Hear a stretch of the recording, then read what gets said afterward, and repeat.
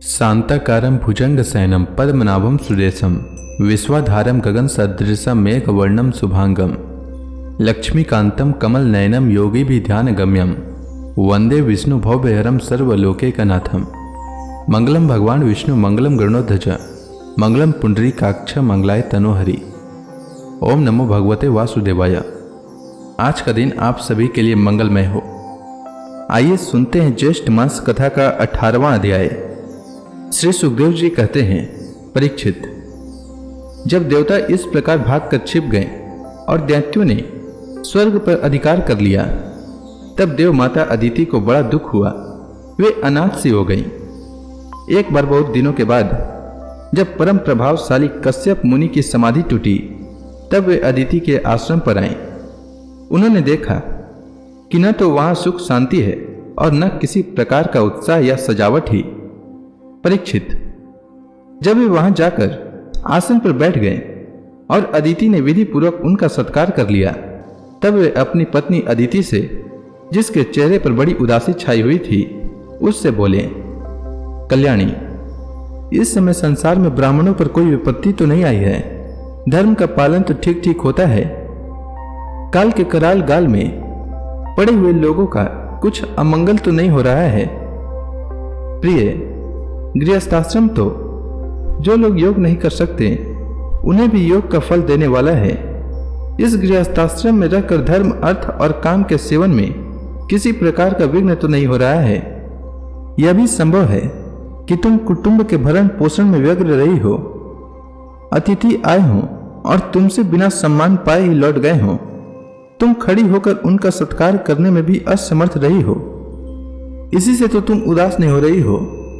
जिन घरों में आए हुए अतिथि का जल से भी सत्कार नहीं किया जाता और वे ऐसे ही लौट जाते हैं, वे घर अवश्य ही गिद्धड़ों के घर के समान हैं। प्रिय, संभव है मेरे बाहर चले जाने पर कभी तुम्हारा चित्त उद्विग्न रहा हो और समय पर तुमने भविष्य से अग्नियों में हवन न किया हो। सर्वदेव में भगवान के मुख हैं ब्राह्मण और अग्नि। गृहस्थ पुरुष यदि इन दोनों की पूजा करता है तो उसे उन लोगों की प्राप्ति होती है जो समस्त कामनाओं को पूर्ण करने वाले हैं।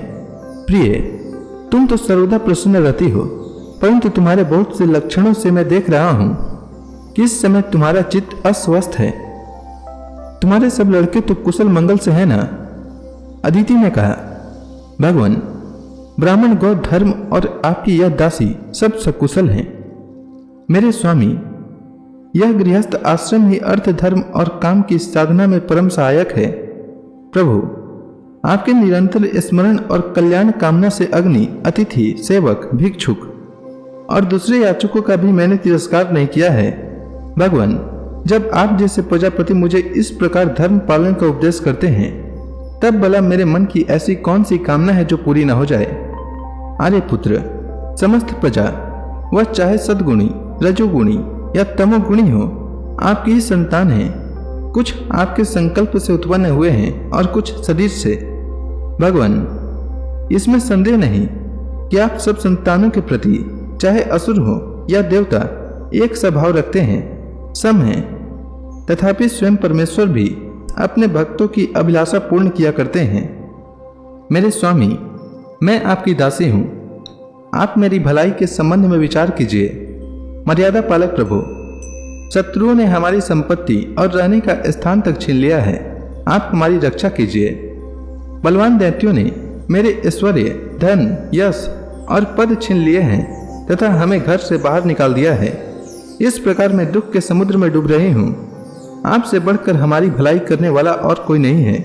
इसलिए मेरे हितैषी स्वामी, आप सोच विचार कर अपने संकल्प से ही मेरे कल्याण का कोई ऐसा उपाय कीजिए जिससे कि मेरे पुत्रों को वे वस्तुएं फिर से प्राप्त हो जाएं। श्री सुखदेव जी कहते हैं, इस प्रकार अदिति ने जब कश्यप जी से प्रार्थना की, तब वे कुछ विस्मित से होकर बोले, बड़े आश्चर्य की बात है। भगवान की माया भी कैसी प्रबल है। यह सारा जगत स्नेह की रज्जु से बंधा हुआ है। कहाँ यह पंचभूतों से बना हुआ अनात्मा शरीर और कहाँ प्रकृति से परे आत्मा। न किसी का कोई पति है, न पुत्र है और न तो संबंधी ही है। मोह ही मनुष्य को नचा रहा है। प्रिय, तुम संपूर्ण प्राणियों के हृदय में विराजमान अपने भक्तों के दुख मिटाने वाले जगत गुरु भगवान वासुदेव की आराधना करो। वे बड़े दीन दयालु हैं, अवश्य ही श्रीहरि तुम्हारी कामनाएं पूर्ण करेंगे। मेरा यह दृढ़ निश्चय है कि भगवान की भक्ति कभी व्यर्थ नहीं होती, इसके सिवा कोई दूसरा उपाय नहीं है। अदिति ने पूछा, भगवान, मैं जगदीश्वर भगवान की आराधना किस प्रकार करूं जिससे वे सत्य संकल्प प्रभु मेरा मनोरथ पूर्ण करें? पतिदेव, मैं अपने पुत्रों के साथ बहुत ही दुख भोग रही हूँ, जिससे वे शीघ्र ही मुझ पर प्रसन्न हो जाएं। उनकी आराधना की वही विधि मुझे बतलाइए।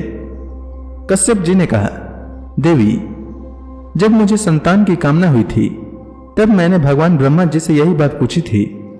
उन्होंने मुझे भगवान को प्रसन्न करने वाले जिस व्रत का उपदेश किया था वही मैं तुम्हें बतलाता हूँ। फागुन के शुक्ल पक्ष में 12 दिन तक केवल दूध पीकर रहें और परम भक्ति से भगवान कमल नयन की पूजा करें। अमावस्या के दिन यदि मिल सके तो सूअर की खोदी हुई मिट्टी से अपना शरीर मलकर नदी में स्नान करें। उस समय यह मंत्र पढ़ना चाहिए, हे देवी, प्राणियों को स्थान देने की इच्छा से वारा भगवान ने रसातल से तुम्हारा उद्धार किया था। तुम्हें मेरा नमस्कार है। तुम मेरे पापों को नष्ट कर दो। इसके बाद अपने नित्य और नैमितिक नियमों को पूरा करके एकाग्र चित्त से मूर्ति, वेदी, सूर्य, जल, अग्नि और गुरुदेव के रूप में भगवान की पूजा करें और इस प्रकार स्तुति करें, प्रभु, आप सर्वशक्तिमान हैं, अंतर्यामी और आराधनीय हैं। समस्त प्राणी आप में और आप समस्त प्राणियों में निवास करते हैं। इसी से आपको वासुदेव कहते हैं। आप समस्त चराचर जगत और उसके कारण के भी साक्षी हैं। भगवान, मेरा आपको नमस्कार है। आप अव्यक्त और सूक्ष्म हैं। प्रकृति और पुरुष के रूप में भी आप ही स्थित हैं। आप 24 गुणों के जानने वाले और गुणों की संख्या करने वाले सांख्य शास्त्र के प्रवर्तक हैं। आपको मेरा नमस्कार है।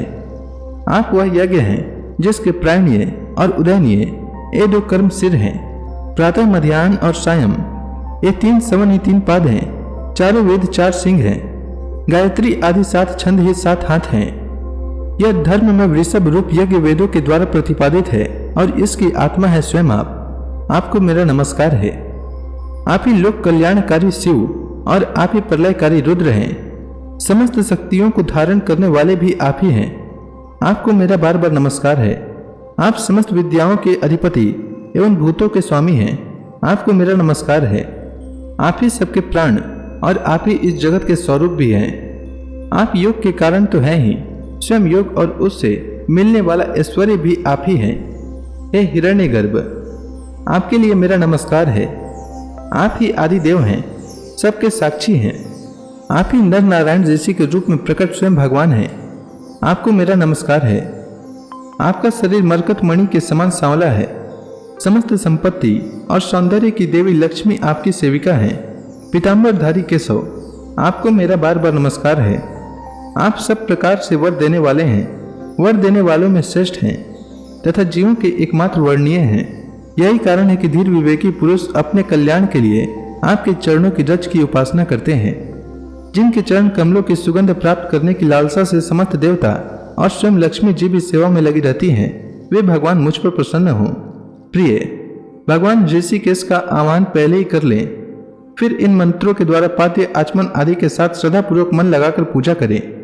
गंधमाला आदि से पूजा करके भगवान को दूध से स्नान करवाएं। उसके बाद वस्त्र, यज्ञोपवीत, आभूषण, पाद्य, आचमन, गंध और धूप आदि के द्वारा द्वादशाक्षर मंत्र से भगवान की पूजा करें। यदि सामर्थ्य हो तो दूध में पकाए हुए तथा घी और गुड़ मिले हुए साली के चावल का नैवेद्य लगावें और उसी का द्वादशाक्षर मंत्र से हवन करें। उस नैवेद्य को भगवान के भक्तों में बांट दिया स्वयं पालें। आचमन और पूजा के बाद तांबुल निवेदन करें। 108 बार द्वादशाक्षर मंत्र का जाप करें और स्तुतियों के द्वारा भगवान का स्तवन करें। प्रदक्षिणा करके बड़े प्रेम और आनंद से भूमि पर लौटकर दंडवत प्रणाम करें। निर्माल्यों को सिर से लगाकर देवता का विसर्जन करें। कम से कम 2 ब्राह्मणों को यथोचित रीति से खीर का भोजन करावें। दक्षिणा आदि से उनका सत्कार करें। इसके बाद उनसे आज्ञा लेकर अपने इष्ट मित्रों के साथ बचे हुए अन्न को स्वयं ग्रहण करें। उस दिन ब्रह्मचर्य से रहें और दूसरे दिन प्रातः काल ही स्नान आदि करके पवित्रता पूर्वक विधि से एकाग्र होकर भगवान की पूजा करें। इस प्रकार जब तक व्रत समाप्त न हो तब तक दूध से स्नान कराकर प्रतिदिन भगवान की पूजा करें। भगवान की पूजा में आदर बुद्धि रखते हुए केवल पयोव्रती रहकर यह व्रत करना चाहिए। पूर्ववत प्रतिदिन हवन और ब्राह्मण भोजन भी कराना चाहिए। इस प्रकार पयोव्रती रहकर 12 दिन तक प्रतिदिन भगवान की आराधना, होम और पूजा करें तथा ब्राह्मण भोजन कराता रहें। फागुन शुक्ल प्रतिपदा से लेकर त्रयोदशी पर्यंत ब्रह्मचर्य से रहें। पृथ्वी पर शयन करें और तीनों समय स्नान करें। झूठ न बोलें, पापियों से बात न करें, पाप की बात न करें। छोटे बड़े सब प्रकार के भोगों का त्याग कर दें। किसी भी प्राणी को किसी प्रकार से कष्ट न पहुंचावें। भगवान की आराधना में लगा ही रहें। त्रयोदशी के दिन विधि जानने वाले ब्राह्मणों के द्वारा शास्त्रोक्त विधि से भगवान विष्णु को पंचामृत स्नान करावें। उस दिन धन का संकोच छोड़कर भगवान की बहुत बड़ी पूजा करानी चाहिए और दूध में खीर पकाकर विष्णु भगवान को अर्पित करना चाहिए। अत्यंत एकाग्र चित्त से उसी पकाए हुए चरु के द्वारा भगवान का यजन करना चाहिए और उनको प्रसन्न करने वाला गुण युक्त तथा स्वादिष्ट नैवेद्य अर्पण करना चाहिए। इसके बाद ज्ञान संपन्न आचार्य और ऋत्विजों को वस्त्र, आभूषण और गौ आदि देकर संतुष्ट करना चाहिए। प्रिय, इसे भी भगवान की ही आराधना समझो। प्रिय, आचार्य और ऋत्विजों को शुद्ध, सात्विक और गुण युक्त भोजन कराना ही चाहिए। दूसरे ब्राह्मण और आए हुए अतिथियों को भी अपनी शक्ति के अनुसार भोजन कराना चाहिए। गुरु और ऋत्विजों को यथा योग्य दक्षिणा देनी चाहिए। जब सब लोग खा चुके तब उन सब के सत्कार को भगवान की प्रसन्नता का साधन समझते हुए अपने भाई बंधुओं के साथ स्वयं भोजन करें। प्रतिपदा से लेकर त्रयोदशी तक प्रतिदिन नाच गान, बाजे गाजे, स्तुति, स्वस्ति वाचन और भगवत कथाओं से भगवान की पूजा करे करवाएं। प्रिय, यह भगवान की श्रेष्ठ आराधना है। इसका नाम है पयोव्रत। ब्रह्मा जी ने मुझे जैसा बताया था वैसा ही मैंने तुम्हें बता दिया। देवी, तुम भाग्यवती हो। अपनी इंद्रियों को वश में करके शुद्ध भाव और श्रद्धापूर्ण चित्त से इस व्रत का भली भांति अनुष्ठान करो और इसके द्वारा अविनाशी भगवान की आराधना करो। कल्याणी, यह व्रत भगवान को संतुष्ट करने वाला है, इसलिए इसका नाम सर्वयज्ञ और सर्वव्रत है। यह समस्त तपस्याओं का सार और मुख्य दान है। जिससे भगवान प्रसन्न हो वही सच्चे नियम है, वही उत्तम यम है, वही वास्तव में तपस्या, दान, व्रत और यज्ञ है। इसलिए देवी, संयम और श्रद्धा से तुम इस व्रत का अनुष्ठान करो। भगवान शीघ्र ही तुम पर प्रसन्न होंगे और तुम्हारी अभिलाषा पूर्ण करेंगे। श्री सुखदेव जी कहते हैं, परीक्षित, अपने पतिदेव महर्षि कश्यप जी का उपदेश प्राप्त करके अदिति ने बड़ी सावधानी से 12 दिन तक इस व्रत का अनुष्ठान किया। तो इसी के साथ यह अध्याय समाप्त हुआ। इसके आगे की कथा मैं कल के अध्याय में सुनाऊंगा। तब तक के लिए भगवान हरि का नाम लेते रहें। तो प्रेम से बोलिए भगवान विष्णु की जय, श्री कृष्ण भगवान की जय, समस्त देवी देवताओं की जय।